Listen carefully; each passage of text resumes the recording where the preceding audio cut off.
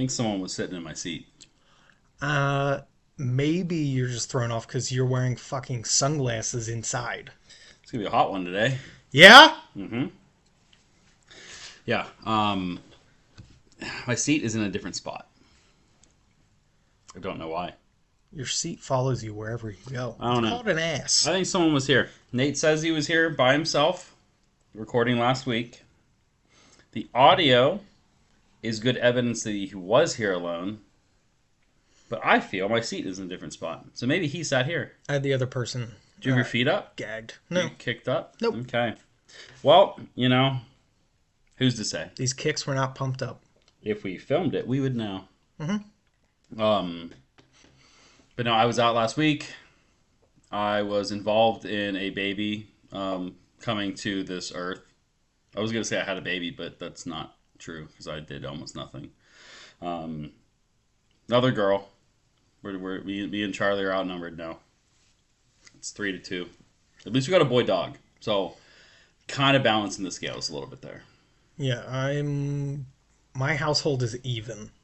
Because it's me, Danny, and then we have a daughter. We have one girl cat, one boy cat, and one boy dog. And Nate, Nate was not a fan of this dog when this dog first entered his life. But due to a lot of solo time, soul searching, walks, plays, jokes, they are best friends. No, he's still an asshole. Well, I'm friends with assholes too, and he can still be your friend. No. Okay. The puppy, if anyone is wondering, has been a little bit of a handful. That's why he has not been to the shop yet. He will. He is currently in boot camp at home where we're doing some training and stuff. So he ain't ready to be a full shift at the store. Eventually, he will 100% come to the store with me. But So if I don't want to work a full shift at the store, I just have to shit on the floor. it's not just that. It's a little more intense than just pooping on the floor. What do I have to chew on? Everything. Or who? Everything. Display cases, cards, tables, chairs. Customers. Oh my. We got Nate touched on this last week, I believe. SP Authentic Hockey came out. Seems good. I don't know. I wasn't there for a lot of these boxes ripped, Always solid. I know we had at least one dated inscription, which they've been doing for years now. The first 50 on print are dated for their... Is it their debut or the day they signed the card? It's their debut. Their debut. So that's cool. We had someone rip a box this week that had 2 autographs in one pack.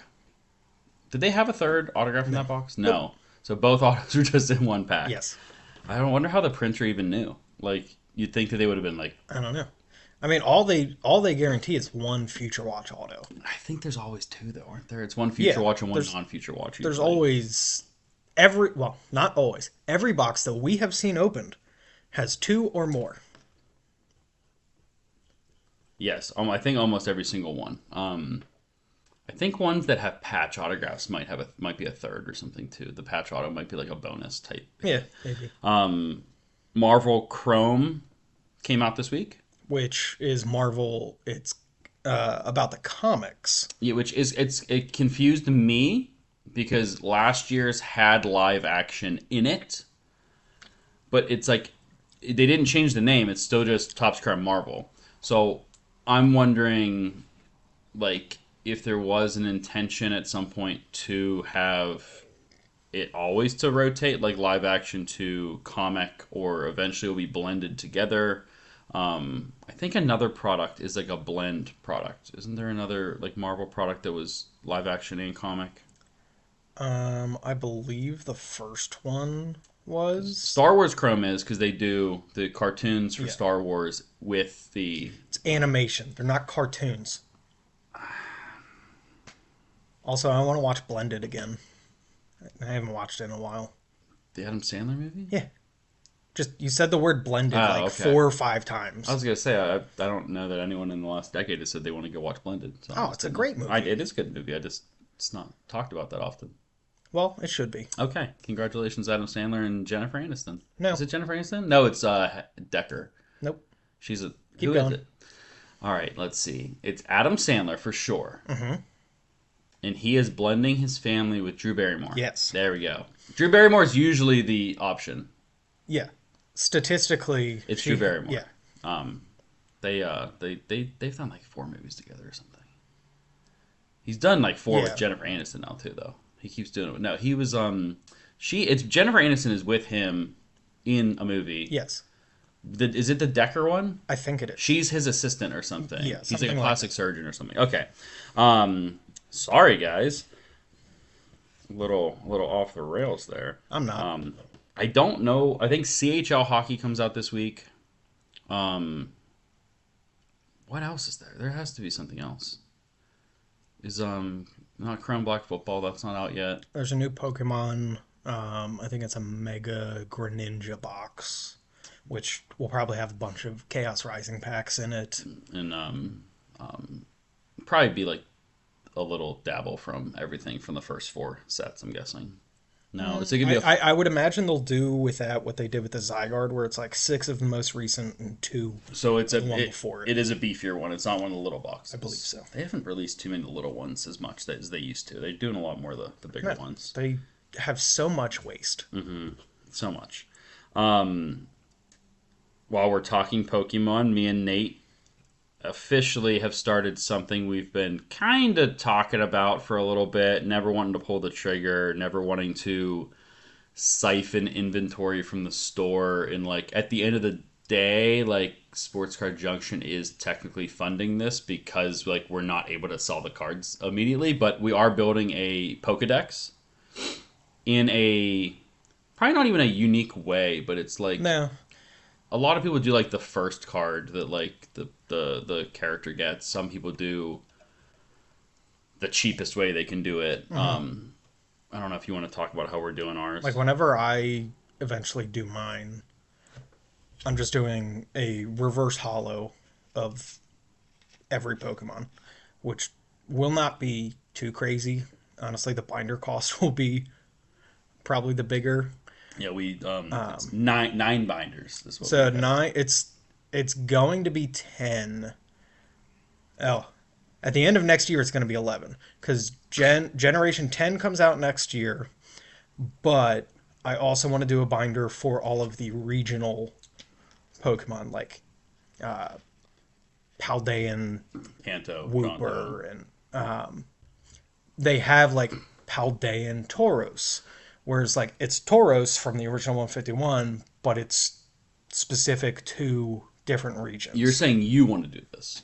I think the shop should. Okay, so we're gonna have 11 generations and then also regions. We're gonna have 10. There are 9 generations currently. Okay. We will have those, and then the regional Pokemon. There's usually like 10 to 12 Pokemon Now, per region, Why? like regional specific ones.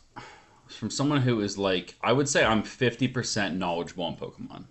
I know a lot. There's a lot I don't know. Why are there 9 generations, but we're on, what are we on, like the 12th set run? Like what set run are we in? Like what is Mega Evolution? So there's 9 generations, but then there's also kind of side games. Like there was Pokemon Legends Arceus, which takes place in the Hisuian region, which that wasn't like it wasn't a base game like Red and Blue Okay. and Sword and So Shield. it and counts as Scarlet a and Violet. generation though. It counts as a generation. They're currently in Legends ZA, which has like all the megas in it and everything like that. Does every generation, like not so like right now we're in Mega Evolution, which is what number like? Because they usually do 12 sets within. So the Mega, thing. yeah, which I don't know because they switched it up. They did Scarlet and Violet for like 8 sets, Okay. and now they're That was it? on Mega. It might have been more. Because the than one that. was the one before Scarlet Violet. Sword and Shield, That did 12. which I yeah, think. which that did 12. Sun and Moon did 12. So does every like I'm gonna say set, meaning 8 releases, 12 releases, whatever. Does it have a video game? Like Scarlet Violet was a video game. within that run of time. Yes, but that's where they're being weird because the Legends Arceus game came out during the Sword and Shield run, and they just included it in the Sword and Shield products. Whereas now, with the most recent Legend game, Legend ZA, they are doing the Megas as their own set. So I know you follow some of these sites. Like I don't know if that Poke Beach site is still around, and like Yeah. some other ones. Have they talked like so that you're saying that the ninth generation is ending very soon?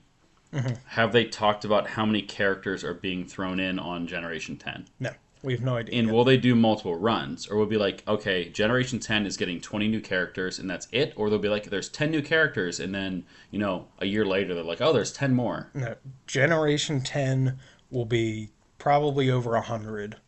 Spread out over So a couple years. generations are over 100. Like the regional ones, that's when you see like, oh, we added 12 Pokemon. Okay. Trying to understand. But yeah, we're doing this binder and we're taking our time with it.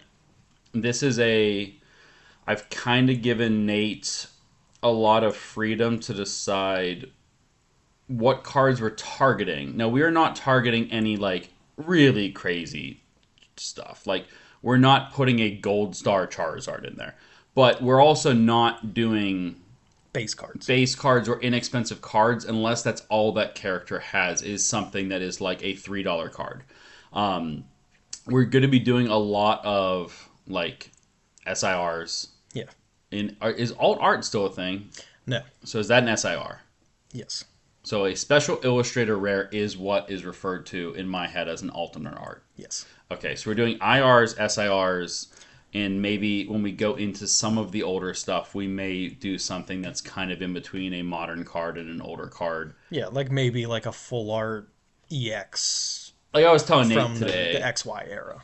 I was telling Nate today that well, I think it'd be really freaking cool if we did like rare older stuff for like the original 151 type Pokemon and like do stuff from 99, 2000, 2001, 2002. The issue is that the store doesn't get enough inventory of that, and I really don't think it makes sense for us. Like if we get like a crazy good Neo Genesis like collection, it doesn't make sense for us to like strip out like E series cards and Neo cards and stuff. Like when we don't get that many of them, I think it would make sense. Like Charizard, we haven't decided what we're going to do yet, but it's going to be probably something from the last 5 or 6 years.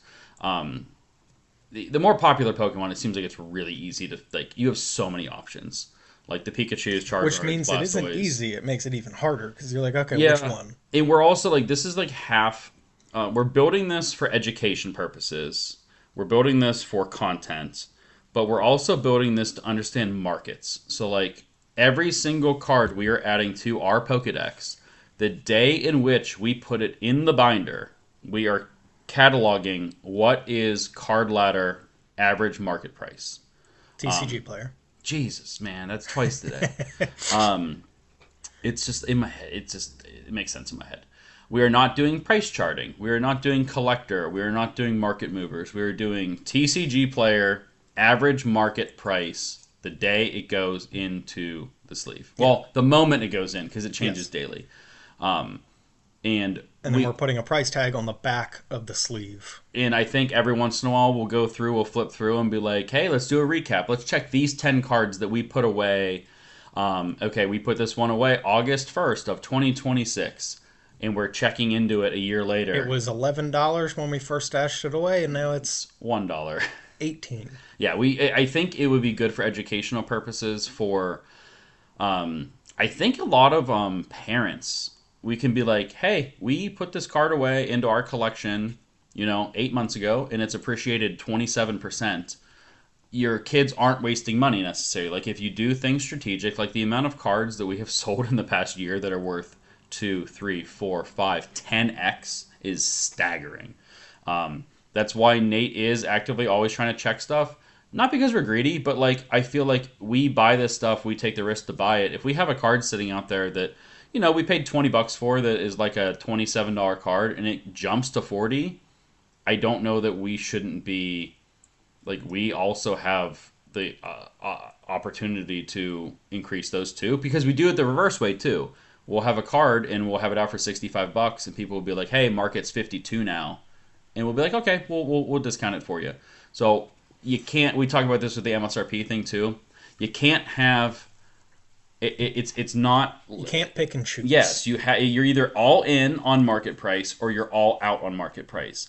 I mean, technically, MSRP on every single card is like what, 50 cents, if you break it down by card. I mean, yeah. We've had people actually do. But then seen you that have before. like a hierarchy of rarity, how that factors in. Oh, I understand this. Yeah. I'm saying we've seen people kind of like notion about this. Yeah. No, we have specific customers that come in that we only see them if something has recently spiked. So as soon as I see some of those customers come in, I just start checking stuff in In the cases. I have the same thing too. We're like, so I would say 80% during the week, during Tuesday through Saturday, I would say I personally check 80% of people out. I run the register most of the time. My desk is 3 feet from the register. I tend to be the one checking people out. We do have customers where I know if they're bringing a stack of singles up, I'm like, all right, this is definitely stuff that is underpriced, because they will not even pay market value. I think a true collector is like, hey, it's worth $50. I'll pay you $50. Whereas there's other people who are like, I just know, like, all right, this $50 card is worth 80 now. And if it is out, I've seen stores. This is a pet peeve for me. I have recently seen stores, and apparently it is very common in the TCG space and very common in the comic book space, where there will be signs up around the store saying, we have the right to change the price of the card, even if it's stickered, based on market value. I've seen this multiple times, and I'm like, no. Hey, absolutely not. If you get us, that's lazy. If you get a good deal from us, kudos. I'm not mad at that. I get what they're going for, but no. Yeah, like, and there are a lot of TCG stores that don't even price their cards. They just, whatever market is on that given card, they negotiate it in the moment, which I gotta be honest, this is like, I mean, I'm not trying to brag here. We do a lot of volume. So like, we would never be able to look up. We're not selling lobster. Yeah, hundreds of cards into market price. Like, if you bring a stack of 30 cards, there's no way Nate could take 10 minutes individually pricing this stuff out. And then you know what would happen. Half the cards wouldn't get bought anyway. Yeah. So, if you get us, you get us. Like, we had a guy in from out of town yesterday, bought, I don't know what he spent. I think he spent a couple $100 on singles and stuff. But he asked if we could do less on certain stuff, and we negotiated down. And I think there was a couple that he immediately popped on where they were probably underpriced, but it's what we get. Like, usually when we put a card out, we're usually within our margin already, so like we're making that. But I just think that there is a certain side of this. It's more so in Pokemon, I think, where people aren't even like dealers flipping stuff, but they have to get a deal. Like, yeah. Nate knows one who I'm talking about, who's he's very recognizable, not for some strange reason, but like we just know when he's coming in, he'll be there for about 15 minutes to 30 minutes. Doesn't usually talk. Nate almost knows immediately if he asks to look at a card that it's probably something that has shifted, and I know if he comes and checks out that it 100% he is getting a solid deal. Once again, it's not a problem. It is just a thing that we notice. Yeah. But long story short, after rambling for 7 minutes about this, the Pokedex is going to be, first off, it's just fun for me and Nate because we like collecting. It's also Nate's way of kind of collecting something that he doesn't have to pay for, and he can just like curate it. He's like a museum curator of it. And one more thing with the prices changing and everything, the stuff that drives me crazy, that every now and then I get to kind of laugh at in my head. Like, somebody the other day brought me 2 cards out of our bins for Pokemon and was like, hey, can you recheck the prices on these? I think they're wrong. One was marked at like $35 and one was marked at like $25. I checked and like it was okay. The $35 one is actually selling for 45 now, and the $25 one was selling for 20. So you bought the other one, bought one and put the other one Now back. I said, if you're getting both, I can knock $5 off. That's you're already getting a great deal on this one. But like people people hate it when they get caught at their own game, and they say, "Oh, well, check the price on this one," and then it's higher. They're always like, "Oh, yeah, I'll buy that." Yeah, I mean it's they're not wrong, but like I think I talked about this. I forget where I talked about Also, this. I just find it insulting. It is. So what I'm getting at is we can have a good rapport with a customer. I think we talked about this like where we're talking about like people who are rude like 2 weeks ago. Um, we'll remember like the transaction could be 100% kosher. Like you're paying technically the sticker price that is on there. The transaction is right. But in our head, I know Nate's like me. He doesn't forget interactions that stand out in a way. And like we'll remember, be like, hey, yeah, you're the guy who knowingly like had us recheck 3 cards, decided that 2 of them were not a good deal anymore, and you took the one that was like a steal. We will remember that. And honestly, the people who we hook up the most in the store are the people who are true collectors. They come in, they're consistently in. We have Pokemon people who are in once a week, once every other week, always friendly. They put the cards back in the right box. They put the cards back in the right box correctly. Yeah. And they almost never ask for a discount. Yet those are the people who at checkout, they come up to me, "Hey, how's your day?" They're smiling, they're having a good time. They come to our store because it's more of an experience for them than just like a transaction. I'm probably giving them a better discount than the person who just comes up and is like, "Hey, how much on this card?" It's like I said, it might be a me thing, but No, end of the I mean, day, I can specifically think last year when Jacob Mizorowski prices shot up, we had one guy find a Mizorowski card in our bargain bin that was graded and priced. It was like $20, it was but $25. it was $25, and Asked if what our best would be. he asked what our best would be, even though at the time I think they had shot up to like I think it was 100. like 100 or even more. Just He was asking for a discount on a card he was already going to quadruple his money on. I've seen that at shows too. yeah, Like we'll have a card out for 350, and hey, we didn't realize that the market had jumped to 400. Once again, I'm not saying I need the extra $50. That's not what I'm saying. But that same person would be like, "Oh, will you do 320? Will you knock 10% off?" Like, no, man. This is a good transition away from Pokemon into something else. We bought a couple like really great deals yesterday, and one was a vendor deal. It's a customer of ours, but he is kind of vending now. He sets up at shows every couple months. Has some great stuff. I mean, he's really. I'm very impressed because he's pretty new into the hobby. I would say maybe a couple years he's been coming into the store. He did what most people start doing. He just starts ripping everything. But instead of just like being one of these people who, some of these people get crazy and, they'll rip $20,000 of the product in a month period getting back into the hobby, and they just panic and they're like, what do I do? Like, how do I get rid of these cards? All this stuff. He started vending at shows. He started selling off all the hits in his numbered cards and all that kind of stuff. And honestly, he was pretty successful. I've talked to him, and he thinks that if anything, he's up doing this. He brought 2 Zion cases in yesterday.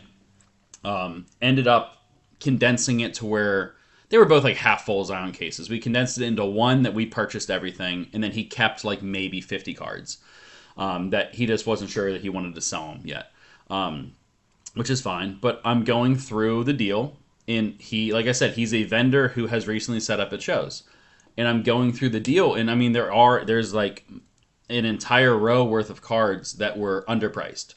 He has $365 on a card, and it's a $425 card. And I even told him about it. I'm like, hey, like, when was the last time you priced all these? And he's like, I priced most of them pretty recently. So I was like, okay. I even told him, I was like, your sticker price really means nothing to me. I'm going through and searching the card. Hypothetically, there's a Joe Montana downtown. He has it 350. It's now a 425 card. I am figuring my numbers at 425. But at the same time, if you have 150 on a card and it was priced during some weird like market correction and it's a $25 card now, I'm marking that at $25. Whereas I think there is a percentage of dealer that would just take those ones that are priced under and be like, hey, your sticker here is $5,000. Let me pay you 85%. Meanwhile, it's 6,000 worth of cards. Yeah. I do it. I could never do that and feel good about myself. But I don't feel bad. I don't even feel good about myself not doing that. Oh, yeah. Somebody tried the old door. Yeah, Nate got one. We got one. Pretty early, about halfway through, too. But I don't feel bad because I am doing the thing that is correct for both people.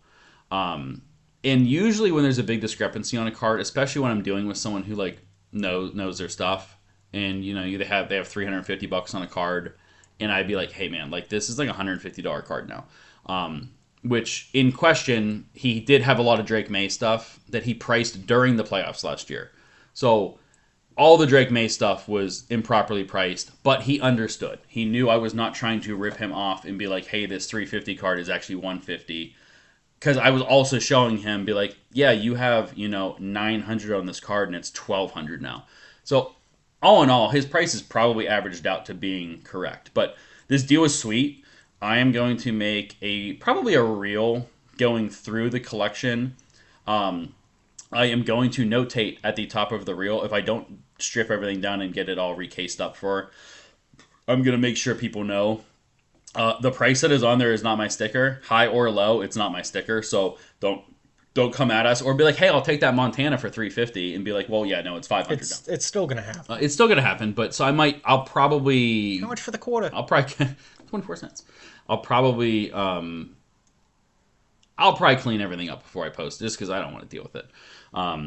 But that kind of transitions us into the fact that we are on the very beginning stages of the national prep. I still refuse to price a card until about a week before the show. I am most likely not going to be in the shop full time the week prior to. I'm probably going to be locked in my office, headphones on, ignoring my family, pricing cards. I've done it at the store before, and it is so hard for us in our location for me to have privacy. We don't have a back room. I can't just like go lock myself somewhere. Everyone will see me. They'll see the cards I'm pricing, be like, oh, how much for that card? How much for that card? I'll be like, I literally am just beginning the research process of this. So, national prep for us is first what I'm doing right now. Me and Nate are still actively buying good cards. If you have good stuff to sell, our specifics for the national are we're really looking for, we used to say 100 plus, but we have so much space at the national now that $50 plus stuff, slabs or raw of for Pokemon, it's going to be like rarer stuff or just pretty much any Pokemon slab that's $50 plus. Yeah. And then for sports, it's superstars, Hall of Famers, and fan favorites.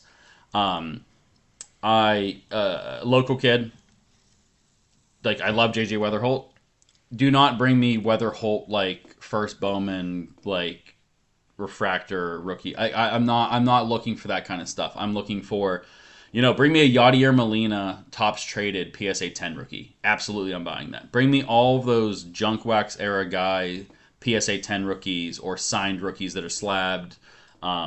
Any of your vintage Hall of Famers, I feel like Yachty is a guy that we could get asked about every national. We have nothing of him, too. He is so hard. He does not have a lot of cards. Our friends at RBI Crew, they get a shitload of cool Yachty and Pujols stuff because they're in St. Louis, and those collectors are like, here we would get similarly like, McCutcheon stuff, Gregory Polanco, Oh, man. Pedro Alvarez, Frank, if you're listening, I'm not dogging your PCs. It's just we're not buying that stuff for the Jason National. Kendall.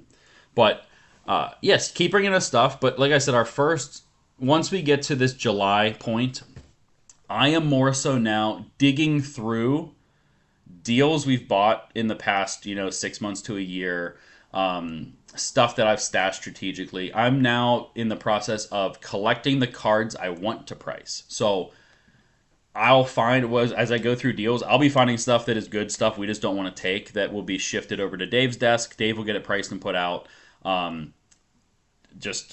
We can do breaking here now. Tyler is now my assistant buyer. Tyler's buying Yes. tons of deals. So if you have deals that are not like crazy, where there's going to be like a whole lot of negotiating or there's a lot of nuance to the card, like it's some crazy high-end 101 or something, Tyler is actively going through and buying sports stuff. So I've passed the reins on to him a little bit to take on some of these like not crazy stuff. Like if you got $1,000 lot that you want to sell and you want 75% for it or something or whatever 80 whatever it is. Tyler is very educated on the market, and honestly, he is so much better at buying like young baseball player type stuff, like prospects and rookies. He is incredibly knowledgeable on it. So you can bring him stuff. We'll probably eventually be given Nate some sort of a minion to help him because the volume in which deals of Pokemon we get offered are pretty crazy. So And apparently we get offered a ton of Pokemon on Sundays, which So I'm not there. And the thing, people get mad. They're like, oh, you're not buying today or trading today? Well, first off, did you let us know you were coming? yeah, and Because we could have told you that ahead of time. I see both sides because there are a lot of people who either haven't been in the store before or Yeah. have never tried to sell cards to us. So if you come in on Sundays, you see Curtis over in Pokemon. I think we may give him a little bit of a leash to buy some Pokemon stuff. He understands the markets. We're going to be training him on like Nate's buying habits. Maybe let Nate shadow him on a couple buys just to make sure. The biggest thing for me with pulling my reins off, which Nate's been with me at the new store pretty much the whole time, there's a lot of trust there. It's like, will I get mad if you misbuy a deal? No, but for the consistency between the seller and the buyer, I like people to know like if you come to Sports Card Junction, you can expect to get a certain level of treatment and how the interaction goes. Some people may not be as good at creating the conversation within the cards are only part of it. Making the connection with the person selling the cards is part of it too. We've talked about it on previous episodes when you're walking around shows. Rapport, not just being like, what do you want? All right, we can't do that. We'll do this. It's like, Yeah. what do you collect? Like, are you like what are you looking to do here? Are there certain cards you're maybe more attached to that maybe we'll kick to the side? I know I did a different big deal yesterday where it was only about 50 cards that I had to comp. I put post-its on all 50 cards. I said, go through these. The ones you agree with on the value, put to the side. I'm going to pay you X amount of dollars on them. The ones that were so far off, just kick them over here. And then the ones that maybe you wanted to maybe talk a little bit about, put in the middle. All in all, I think I bought 35 of the 50-ish cards.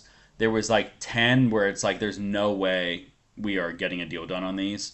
And then there was like 5 or so in the middle where I think we ended up actually like getting a deal done, but he was seeing some different stuff than I was, so I had to like show him my data, where he ended up agreeing to my price. And then I think there was 2 where he was I think I put in too many words in the search and it kicked a couple things out. Okay. Yeah. So if we ever offer you hypothetically like $300 on a card that's worth $500, in our head we might not have valued it at 500. We might have had it at 400 or 380 or something.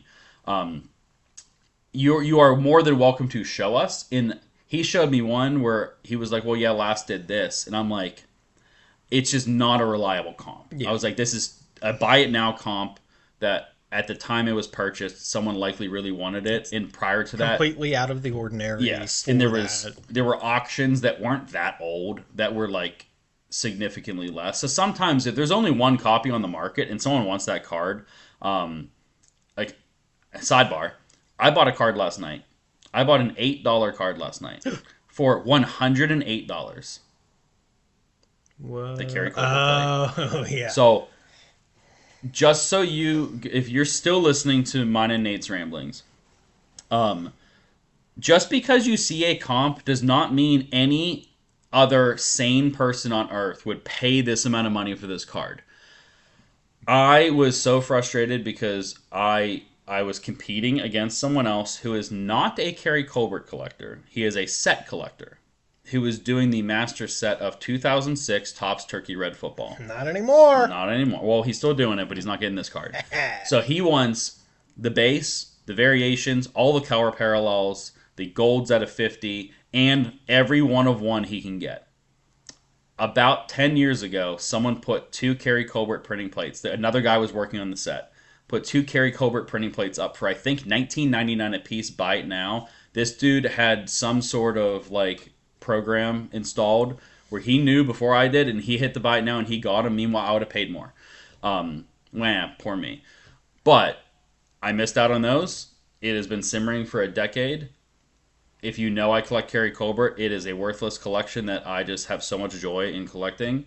I was not losing this damn card. I had bid $49 initially, and I was leading up until like the last hour, and I got a notification that I was outbid. I'm like, who in the hell? He's here. And I'm like, this mother trucker. So I bid like $70. And 5 minutes later, I'm outbid again. I'm like, cool, buddy. I'm waiting until 10 seconds. You're not getting this card. I think I bid $199 for a card that, I'm not kidding, if any reasonable dealer bought this card in a collection and was putting it out at like a show or something, they would throw $10 on it. Yeah. Now, what that does is, if someone happens to buy a collection that has a Kerry Colbert 1 of 1 in it, and they look at recent comps, they're going to be like, oh, someone will pay $100 for a plate. Where it's like, I won't for other plates, because I don't have to compete with this guy. I buy most of my Kerry Colbert plates for like $15. I actually looked back at previous purchases. Mm-hmm. I purchased my 2006 Bowman Chrome Superfractor for $14.50, and then I graded it with Beckett for $9, and it gemmed. Nowadays, if that card came up for sale, even though he's a bum, someone would want like $200 for it. Oh, absolutely. But I was not losing this card. So remember that on comps, there are cards that some people are just refusing to lose, but that does not mean that is market value when that person's not involved. Always account for morons like us. Like Nate's the same way. I'm sure there's cards Nate would like. Yeah. Like his DRC collection. Within my limits. I don't know. Like, I think there's certain cards you might go without beyond your limits. Probably. But like one popped up recently within the last like 2 years. There was a Topps Chrome Superfractor Auto of DRC numbered to 10, just because they didn't do it for one of ones that year. And I have one already. I think I paid like 25 or $30 for it years ago. And this person had it listed for $350 or best offer. And I'm so like, crazy. come on. Is it still listed? I don't think so. But yeah, I mean, it's like, just, it's insane. Yeah, it's when you do player collect and you player collect obscure people, eventually you get gouged. I've been gouged in the Kerry Colbert collection before.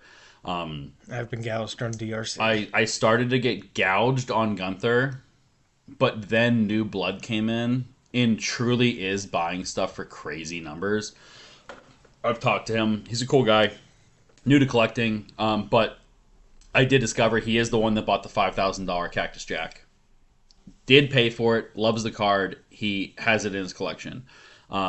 He bought the 1986 Superfractor recently for like $4,100.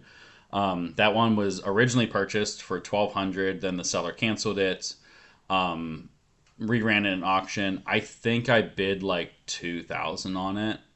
But I'm not going. I've kind of thrown in the towel on Gunther stuff that doesn't really speak to me. If it's something that I was like, I can not have to move funds around on other cards to get this card, I'm not doing it, and I'm really just reserving myself to go after stuff that I really, really want. I have enough. I can share. Other people can collect them. That's fine. Another buddy Brandon got a superfractor that me and him even talked. He asked if I was going after it. I said, I'm not a player on this card. You do not need to worry about me going after it. I can't guarantee that other guy isn't going to go heavy, but Yeah. I'm out. I don't want the card. Not that I hate the card. It's just like I haven't gone after most Cosmic Gunther stuff. I haven't gone after Exalted or Universe or Cosmic. I did go after Chrome pretty heavy. His super autograph Going hasn't after popped up. the more flagship stuff. I still wanted the Walter one. Yeah. I know Nate doesn't like that card. I still want that card. I don't know who got that one. But just know if you start to make it public about an obscure collection you collect, just so you know, there are little weasels out there that are paying attention to it, and they're going to start gouging you on price. 100%. Yep. I remember. I don't know if Nate remembers this. Sports Card Forum. Were you ever on Sports Card Forum? They had like an orange header. I think so. I don't even know if it might still be around, but there was a guy who collected from '04, so that's why I connected with him. Which Devin collected Steven Jackson, so like I interacted with him a little bit. But this guy collected Matt Ware, the Eagles, and he didn't have hardly any cards. So he had like the uncirculated like white refractors and some of those. And dude, people started to charge this dude like $30 and $40 for these cards that should be $1. And he kept paying it, which is it's partly on him, but that like I said, end of Kerry Colbert rant. But like I said, if you have an obscure collection, yes, if you start posting about it, more things may come out of the weeds. But also, there are sharks out there that are in these same land weeds that are gonna. I was just gonna say, are we like in a swamp? I was kind of looking for situation? another thing, but I'd already said weasel. I wasn't gonna say weasel again. You could have said like alligator, Yeah. So like in a swamp bayou with weeds and gators. I'll run through another one real quick here. We're gonna redo Pokemon inventory again. We're like so devastated on sealed Pokemon wax. Me and Nate are gonna do some work about strategically thinking about like what we can do to bring in some more product, get those shelves full. This weekend is 4th of July. Happy birthday, America! Happy 250th birthday, America. 250th. The store is open 10 to 2. Figure most parties don't start until the afternoon anyway. Yeah. So like we figured that 10 half day is probably the right call. Even if like I said, there are going to be some people who are like, oh, I have nothing to do. I'd like to go to the shop. Well, sorry, we're going to Get do a a life. half day. But one thing I did want to touch on that I sped up this other stuff for is Don't touch me. I won't touch you. Don't touch me. Do you have any favorite 4th of July memories? Like, did your family do stuff for 4th of July growing up? Yeah, we would always go to my grandparents for barbecuing, States, play out in the yard. landside, not at the bay. Correct, Okay. landside. And then my grandparents had a pond out back, like in their neighborhood, and we would light off fireworks. You said you light it on fire. No, but I still remember, like, one of the first years I was old enough to kind of be down there and help. One of those, like, helicopter kind of ones that kind of spins, it shot off the railing and went right by my head and, like, not blew great. up in the bush behind me. It ain't great. No, it's not. Yeah, it's not. I used to love fireworks growing up. The adult in me is fucking terrified. You see too many people getting like their hand, like athletes. Yeah. Najee No, Harris like blinding my himself dad, last year. My dad and my uncle love doing fireworks, and I'm just like every time I'm like, So like for context though, Nate's dad is a carpenter. He has built like yeah, not he not built, with wood. He was in the band Yeah. The Carpenters. Yes. No, he built like a launch pad basically. yeah, It's a lot he safer. builds rigs. They time out with the fuses, and He's doing it in a good manner. They're him and Nate's uncle was like a former military guy, so like they're probably doing things in a much better manner than most people are. yeah, My neighbor 2 doors down from me is a professional pyrotechnic guy. He has set off crazy displays in our neighborhood because we live in Butler County. There's basically no rules. As long as he like warns the neighborhood, like, hey guys, you're gonna see some shit tonight. He's a professional pyrotechnic guy though. So 4th of July, he typically isn't at home lighting off. The U-Haul truck pulled up to his house 3 days ago. He builds massive rigs. He doesn't work for Zambelli or anything, but he does work for like a major pyrotechnic company that does like your community day type displays. So he in his garage, he's building like his like turret type launch Yeah. pads, and the U-Haul truck gets loaded. I don't think he has the he might make them too. He might do the actual manufacturing with like, is there gunpowder involved? I don't know how it works. I don't know. Phosphates. We should not be involved in that. But he does like the mortar type, like the whole neighborhood shakes type stuff. In where I live, my backyard shoots into like a big retention pond, and the back of his house also goes. There's like maybe 8 or 10 houses that point towards this pond. He goes to the back of his property and launches everything up over this retention pond thing. So it's safe. He knows what he's doing. He's not launching it at his neighbors. No, but like he has the firepower when he does his displays to like blow up houses. And I'm like, I understand. I live in a county in which there's not many rules. But I'd like there to be a little oversight. I'd like there to be like maybe a fire. He like contacts the local fire department to like sit outside for the hour long he's doing it or something, because it could still go bad. Can't light off fireworks. Can't shoot the president. What is Butler County becoming? I know, right? I did you watch the World Cup last night? No, I did because I knew I would jinx them if I did. Are you a big Bosnia guy? No.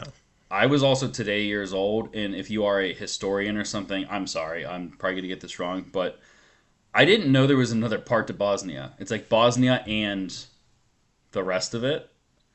I didn't know that wasn't two countries. I don't know if this was like a recent... Zelbia? No, it's... Like knee and elbow? No, it's... growing up, I knew of... Yeah, the word... I knew of Bosnia. But it's Bosnia and Herzegovina. I had never heard of the second part of that. Herzegovina. Look how gorgeous that is. I'm looking at pictures. I just thought it was Bosnia. I didn't know it was like two countries that are one. Like you understand like Turks and Caicos. Yeah, like I don't know if this was like a recent thing where they are now joined, or it's always been this, and teachers were just like, yeah, it's Bosnia. Yeah. Like every other 90s thing we learned of like, yeah, that's not true. Yeah, those aren't planets. That's not this. Oh, math. Yeah, you're doing it wrong. It was fun. Charlie watched with me for a little bit. He got to see one goal. Lily stayed up the entire time. I mean, it was electric. There was I know we had me and Nate had a buddy, Jay, at the game. Yeah. He was in San Francisco. He lives out there, so he went to the game. I didn't see him on TV. He is so good at getting on TV at football games. He does signs insane. that his sign last name was like in USA we call it soccer or something. So like I think he was helping to get on. I know I did watch the Mexico game. It was Mexico versus another one, another country. Turks and Caicos. In Mexico City. Oh yeah. I told Lauren, I'm like, if you're a fan of the other team and Mexico loses this game, you might die. Like, you might get like stabbed on the way out. Like that would be very bad. And then she told me, she's like, Mexico hasn't lost in Mexico in a national level tournament in 13 years, and I'm like, yeah, the other team's probably scared. It means it might happen. I do know that the stories have come out of like Brazil where like referees are like, well, there was a referee, I think it was like 15 years ago, was beheaded because he made a bad call and they lost the game. And this was not like in like proper Brazil, like a main city. This was like a little more rural. They killed the guy because he made a bad call, and they put his head on a spike and put it in the middle of the field after the game. That's not cool. Do Angel Hernandez next. We're finally out. Is he gone? Yeah. Joe West and him are both gone. Yes. Which I wish that they weren't now, because I would love to see both of them get corrected by the pitch challenge system. Yes, and it would be hilarious. I wonder if anyone has gone back through a bunch of their old tape and done it. Absolutely. I don't know if you have any notes. I got two more. I got nothing. Okay. I'm just laughing because, so we did, obviously we're at like almost 2 months now of us having our commercial with Sportsnet and the Pirates. We have been contacted by, I think like five other TV and or radio networks in the last like 6 weeks. We had three on one day last week. I think like the Fan reached out, WPXI reached out, and another one. And I'm like, as soon as these people, these sales guys see an ad, do they just like cold call all these companies to be like, hey, you're spending money, spend it Maybe. with us? I'm surprised we didn't get reached out to by like the advertising companies on the back of Giant Eagle receipts. I looked the other day, the back of my Giant Eagle receipt was all ads for the company selling ad space on the back of the receipts, which means They ain't selling shit. no. That's not. Which That's not good. that media has always been one of the worst places to advertise. Nobody looks at the back of their receipt. Talking about that, other big Pittsburgh news: Giant Eagle sold Kroger. They had already. I think Kroger had already bought Gecko like a year ago or something, and they have announced Perks are going nowhere. Giant Eagle is remaining its same company. They just own it now. I'm sure it helps for like food distribution and stuff Yeah, too. When you own, probably. it's probably a distribution play, and they figured like let's just get more stores. But my last note is an apology to Nicole because she is playing against me, and I have Alex Bregman, and he had like 15 points, then 24 points the next game. Bregman's going off. He's got 7 home runs in the last like 2 weeks You or a week have and a half. no apology from me because I beat Nicole a couple weeks ago by like 130, and I beat you last week by over 100. Although this week I had 6 pitchers go yesterday, and 5 of them got shelled. Yeah, you even told me at the beginning of the day. You're like, look at my team, and you showed me. I said it's either gonna be really good or really bad. Which I know Toley got. Toley got shelled, Skeens got shelled, Tetsuya Yamai got absolutely obliterated. One of your pitchers did good. He had like 24 points. Tyler Melton had 22 or 23, and then Zach Wheeler got me like 6 points. Yeah, it's a frustrating game. Yeah. Nate was the bottom dog for like the first like 8 or 9 weeks, but he's positioning himself closer to the middle of the pack, trying to make a push to go forward. He offered me a trade last night that I declined this morning, just because I love the one player too much to let him go. Bryce Hooper, Bruce Hooper. Bruce Hooper. Nate's on the market. If you're looking for Paul Skeens and you're in our league, he might be available. Yeah.